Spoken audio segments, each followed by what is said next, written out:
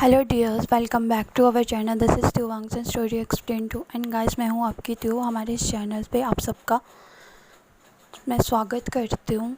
And guys, I hope कि आप लोग को स्टोरी लाइन पसंद आ रही होगी। अगर पसंद आती है तो गाइस प्लीज़ मेरे चैनल को सब्सक्राइब कर दो, मेरी वीडियोस को लाइक कर दो एंड जो बेल आइकन होता है उसे प्रेस कर दो ताकि मेरी स्टोरी से रिलेटेड जो भी न्यू अपडेट होगा उसको आप लोग मिस ना करो। एंड गाइस, जो स्टोरी लाइन मैं आप लोग के साथ शेयर कर रही हूँ सिर्फ फैन फिक्शन है, एक इमेजिनेशन स्टोरी है, एक फैंटेसी। इसका रियल लाइफ से कोई लेना देना नहीं है। स्टोरी शुरू करने से पहले गाइस मेरे को आप लोग से एक बहुत इंपॉर्टेंट बात शेयर करने का है। आई नो मेरी आज जो वॉइस है वो कुछ ज़्यादा ही डाउन आ रही है बिकॉज गाइस मैं रात को बहुत ज़्यादा रोई हूँ। बिकॉज हमारे यहाँ जो मेरी ताईजी हैं पड़ोस में, उनके बेटी का जो बेटा है उसका डेथ हो गया है। एक्चुअली उसने वो मतलब किसी लड़की को पसंद करता था एंड एक रिजेक्शन की वजह से उसने सुसाइड कर लिया। एंड गाइस मैं आप सब लोगों को भी यही एक मतलब वो सजेशन देना चाहूँगी कि किसी के पीछे खुद को के साथ इतना हर्ट करने के से पहले इतना सोच लिया करो कि आप लोग को लड़कियां या लड़के बहुत ज़्यादा मिलेंगे लाइफ में, बट आपकी जो ज़िंदगी है वो एक ही बार मिलती है। और जिस माँ ने 9 महीने हमारे को पेट में रख के पाला होता है, उसके सामने अगर उसका बच्चा मर जाए तो उसको कितना बुरा लगता है। तो प्लीज़ गाइस, ऐसे रिलेशनशिप से दूर रहिए। मैं नहीं कहती कि आप किसी से प्यार मत करो, हर रिलेशनशिप में ऐसा होता है, बट कुछ कुछ रिलेशनशिप्स में ऐसा होता है कि कुछ बच्चे जो होते हैं वो दिल में लगा कर बात को बैठ जाते हैं और फिर खुद को हर्ट कर देते हैं बिना सोचे समझे कि उनके मदर फादर के ऊपर क्या बीत रही होगी। चलिए, आप लोग को मैं मूड साइड नहीं करूँगी। आई नो मैंने बहुत मूड साइड कर दिया बिकॉज डियर मुझे रीज़न बताना था कि मेरा वॉइस आज इतना डाउन क्यों आ रहा है। तो चलिए हम स्टोरी पे आते हैं। ये माई ट्विंस अल्फ़ा का 16 पार्ट है। सो चलिए स्टार्ट करते हैं। सो गाइस, लास्ट पार्ट में हमने देखा था विंग का जो मेंटल प्रॉब्लम है वो चल रहा था एंड जैसा जो होता है उसको बहुत अच्छे से सजेशन देता है एंड उसको बहुत अच्छे से समझाता है कि सिचुएशन में उसे कैसे हैंडल करना चाहिए और सिचुएशन में उसे क्या करना चाहिए क्या नहीं। उसका तबीयत से रिलेटेड, हेल्थ से रिलेटेड उसको बहुत ज़्यादा बातें जो है वो समझाता है एंड विंग जो होता है वो भी सुनता है। बट उसका एक बात है, अगर उसको कोई बात उसके दिमाग में ना बैठती है तो वो एक कान से सुनता है, दूसरे से निकाल देता है। सो उसके बाद हमें दिखाया गया था जो लान वांगजी और जो लान वांगजी और जो लानजान थे वो लोग विंग के लिए जो है वो हलवा लाए थे, जिसे विंग ने बहुत प्यार से खाया था, मज़े से खा रहा था। जैसा ने उससे क्वेश्चन पूछा था कि क्या उसकी विंग वांगजी और जो हमारा लानजान है उन तीनों के बीच में क्या चल रहा है। तो विंग तो बोलता है हमारा कुछ भी नहीं चल रहा, हम सिर्फ बेस्ट फ्रेंड्स हैं।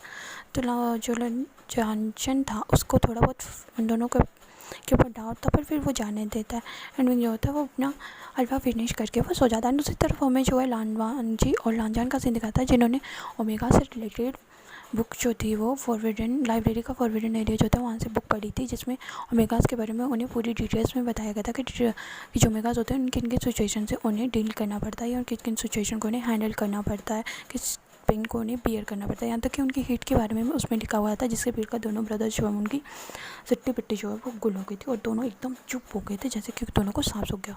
तो चलिए गाइस, आगे की स्टोरी को स्टार्ट करते हैं। आई नो इंट्रो बहुत लंबा हो गया है एंड वैसे अगर कोई मिस्टेक होता है तो प्लीज़ गाइस मेरी मिस्टेक को माफ़ कर देना, बिकॉज टोटली मेरा मूड इतना सैड है कि मैं स्टोरी शेयर करना नहीं चाहती थी, बट क्या करूँ यार, आप लोग से बात करे बिना रहा भी नहीं जाता है। सो चलिए लास्ट स्टार्ट गाइस। उसके बाद हमें सीन दिखाया जाता है लान वांगजी और जो लानजान है वो दोनों बातें कर रहे होते क्या क्या ब्रदर चीचन को सिर्फ चीज़ के बारे में पता होगा। तो लानजान कहता है शायद वांगजी, मुझे लगता है उन्हें पता होगा, इसलिए तो वो अपने ओमेगा का इतना अच्छे से ख्याल रखता। तो लानजान कहता हाँ।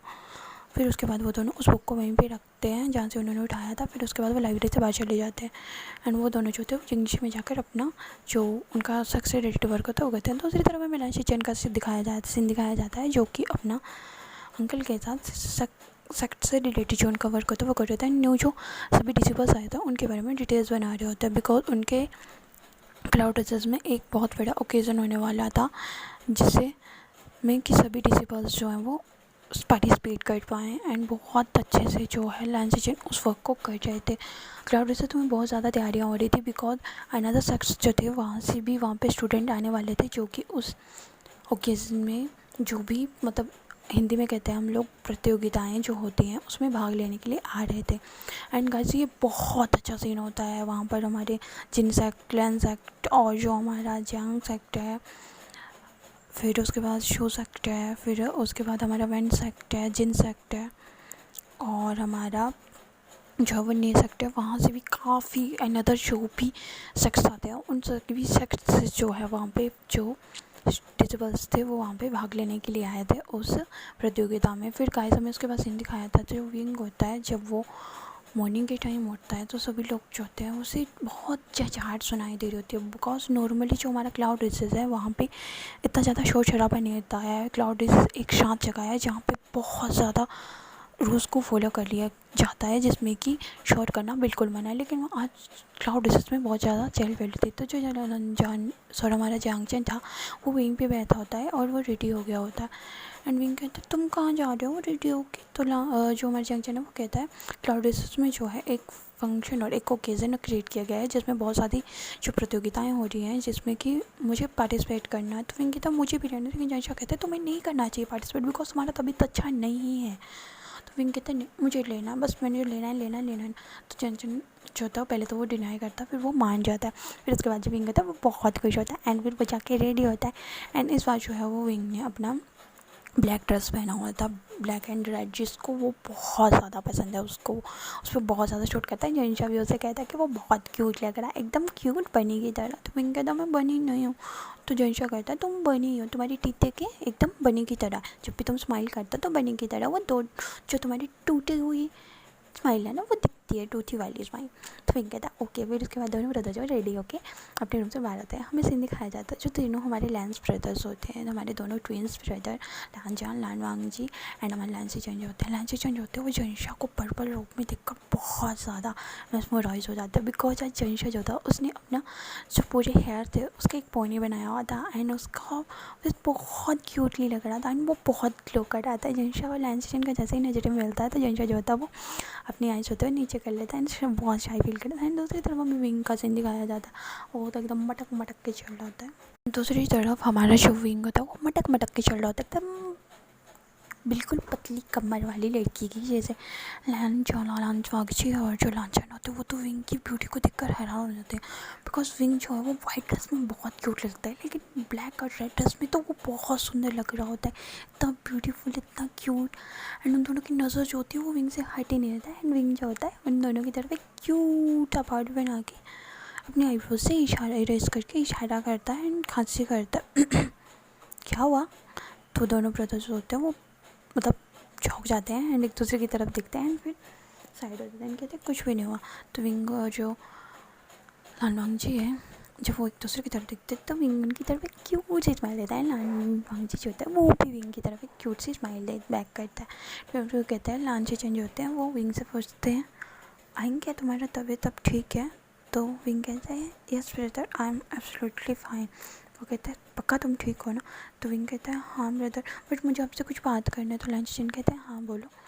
तो विंग कहता है कि मुझे भी इन सारे गेम्स में जो पार्टिसिपेट करना है। तो लंचन कहता है एक्चुअली तुम्हारी तबीयत सही नहीं है तो तुम्हारा इस तरह पार्टिसिपेट करना सही नहीं रहेगा। लानवांग जी और लांजन भी मना करते हैं कि नहीं विंग तुम्हें नहीं करना चाहिए पार्टिसिपेट।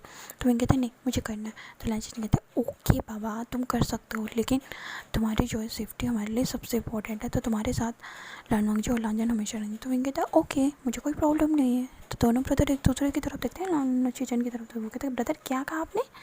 तो विंग को जब उन दोनों की तरफ देखते हैं तो लांचन कहते हैं वही कहा जो तुम दोनों ने सुना अभी। तो कहते हैं ओके। तो उसके बाद गाइस हमें सीन दिखाया जाता है, लॉकडाउन से बहुत सुंदर लग रहा होता है। नजर सकते कि सभी जो हमारे जो हमारे जो सेक्ट होते हैं सभी वहाँ के जो मेन लीडर्स होते हैं जो अपने अपने सेक्ट में रोल करते हैं वो सभी आए थे। सभी को बहुत अच्छे तरीके से जो है वो ऑडियंस होती है वो भी बैठी होती है, हमारे सारे जैसे हम लोग प्रजा बोलते हैं वो बैठी होती है। सारे क्लाउड रासेस के वासी जो वहाँ पे रहते हैं सारे सेक्स के जो पर्सन होते हैं वो वहाँ पे होते हैं। एंड हमें सीन दिखाया जाता है कि वहाँ पे जो है वो फंक्शन जो है वो स्टार्ट हो जाता है। सभी लोग जो है वो सबसे पहले उन्हें जो है वो तीरंदाजी का